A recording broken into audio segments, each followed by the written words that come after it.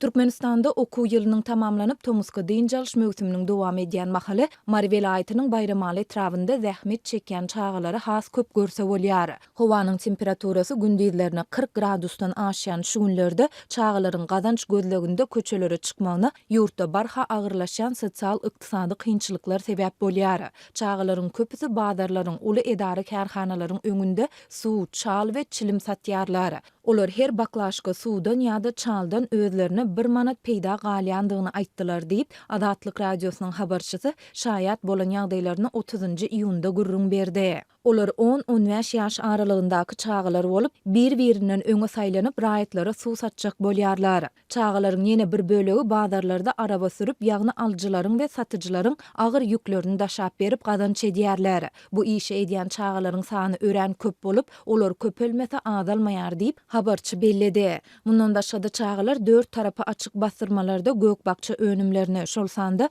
gawun garpys satýarlar. Olary ýörite arabalara ýükläp, owa yerlerinde ýa-da jaýlaryň aralarynda aýlap satýan çağalar hem bar. Olaryň jokramy sudaýynça mesagatlaپ zähmet çekýänini görenigine juda haýpyň gelýär. Dip marly bir ýaşaýjy şaýat bolan ýagdaýlaryny gurrun berdi. Bu ýagdaýlardan habarly Twitter'däki çeşmelerimiz çağalaryň üst başynyň hem öwürlükli däldigini, geyim gejimleriniň juda könedigini we köp wagt bäri ýuwulmandygyny görse bolýandygyny aýdýarlar. Köp çağanyň eşigi ýyrtyk, käbir bölekleri ýamalan, olaryň aýagyndaky şypyklary hem juda köne diýip marly ýaşaýjy aýtdy. Ýurtdaky ýeti ykdysady kynçylyklaryň arasynda köp enatanyň işsiz ýa-da girdejisiniň juda pes bolmagy barha köp çağanyň diň çalmak mümkinçiligini çäklendirip, olary jokramy yssyda gazanç gözlegine çykmagy iterýär. Köp çağa Tomusy işläp gazanan puluny öňümizdäki okuw ýyly üçin okuw esbaplaryny satyn alýar. Dip çeşmämiz belledi. Çağalaryň köçelerde zähmet çekýändigi baradaky soňky maglumatlar Türkmenistanda çağalaryň hukuklaryny durmuşa geçirmek boýunça